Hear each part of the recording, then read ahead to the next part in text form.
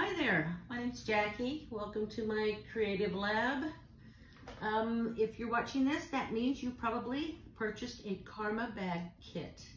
And what we're going to do today in this video is we're going to talk about the felting instructions for the front of your bag.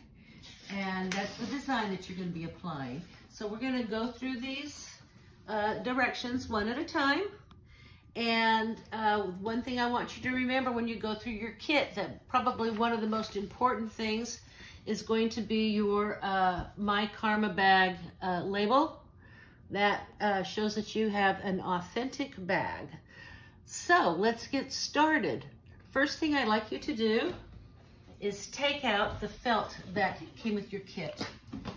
And what you're going to do is you're going to fold it out good and flat, just like so. And you're going to cut out your pattern from the pattern that was sent to you. But right now we're just going to be concerned with the front of the purse. So what I want you to do is take your pattern. It should fit perfectly onto your fabric. And I want you to pin it so it stays in place. And then what you're going to do after you've gotten that done is you're going to just cut one out. Now, this centerpiece is kind of a good piece. Normally this would be used for the bottom of the bag, but we don't use the bottom felt piece in our bag because it's not very durable for the bottom of the bag. But hang on to this piece because it may come in handy down the road. So after we get the pattern cut out, you end up with the front of the purse, just like so. All right, so now we're down to step 3 in our directions. You're going to take your pattern and you want to center it on the front of the purse, just so you know the area that you have to work with while you're felting. This kind of gives you a little direction. Things can get a little wonky, and that's okay because there's no wrong way to do this. It's your own creation, and it is what it is, right? Okay, so now we know that this is our area. You can move these around if you want, or you can make them bigger or smaller. But this is the area you want. Probably put the mushroom here and the butterfly here. So let's go ahead and we're going to push this here. And the next thing you know, it's time to begin your felting. Now you have a smaller pad that I sent because you're going to be doing some smaller designs, but this is my bigger one that I use for some bigger designs. But make sure you put this pad on a hard surface. Don't put it in your lap without something underneath it in your lap. Then you have your felting needles. Now you have to be very careful with these. There's a little barb on the end of them and they are sharp. And you probably will get hit a couple of times before you learn how to do it properly. But what you want to do is you want to go up and down with it, just up and down. So I've planned on these wools to make my design here. And you only want to use as much as you need because it doesn't take much.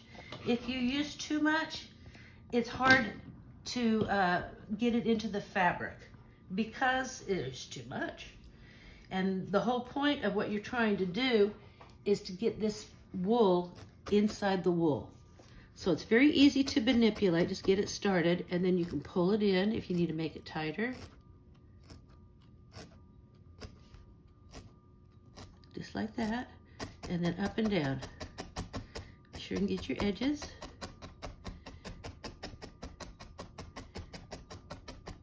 All right. Let's do a different piece here. A little bit of that. You can pull it apart if you want. But I myself prefer just cutting exactly what I'm going to use. There it is. Don't lose it. If it breaks, throw it away. It's no good anymore. That's why I've included 3 with the set. All right. So this is how you're going to manipulate the wool into the fabric. You're shoving it through. Just like that. Now let me show you something. If you'll get this underneath for the camera, let me show you what happens. See how that pulls up? That's what you've done, is you've pushed it through. See? But now, when you get your design set, you're going to go in and you're going to embroider on that to be sure it's down in there nice and firm. So continue your pattern like that. You can make your butterfly bigger if you want, or smaller. Place things around, and just a second here and I'll show you what it looks like when we're done. Hi, okay, so we're on to a different purse, but it's the same design. I still have the mushroom here and the butterfly right here. So what I'm doing is I'm trying to secure the wool to the wool felt underneath. And I'm doing that with the embroidery thread. I try to find something that complements the wool, a different color. What I like to do is use all 6 strands of this. Do not separate them. And just put a simple knot in the bottom. Start from the underneath. And you're just going to do a whip stitch, just like this, all the way around on the outside, like I did here. And then when I get that in, I still have room here in the center, right, that I need to secure. So you get creative. For me, I just went in and put a little cross in there to kind of hold down the center of it, just like this. This is a really fun craft to do while you're watching TV, because you can do something with your hands and you're not wasting time while you're enjoying your show, listening to your podcast or anything like that. But anyway, so when you're done doing the embroidery, see, I did just different kind of stitches around. I did just straight ups and downs, and I did crisscrosses, and it doesn't have to be perfect. You don't want it to be perfect unless you're just OCD and have to have it perfect. But anyway, just get that wool secure in there and just make it look pretty, and it makes people's eyes pop, and that's, you've done your job there. So what I'm going to do is I'm just going to tie it off in the back, and I'm going to give that a little trim, and we're going to move on to something really quick. We're going to talk about the cording that comes. I've put 7 yards in each kit, and you can just let it go however it wants. Just let it flow all around the bag like this. And sometimes I like to put them up the arms, but it's the same thing. You've got your knot, you start from the bottom. Get my hand up underneath there, sorry about that. But you're just gonna do slip stitches in and out. Just a slip stitch back and forth. Be sure you secure the end really well there. And then just go around. You can skip a little bit, but you get that secure. You don't have to do little teeny stitches everywhere. Just bring it up and around and get it working. And I'll show you what one looks like when we're done with that. All right, if you've gotten this far, then you have finished the front of your Karma bag. Here is another finished one I wanted to show you. So as you can see, we put in the wool first.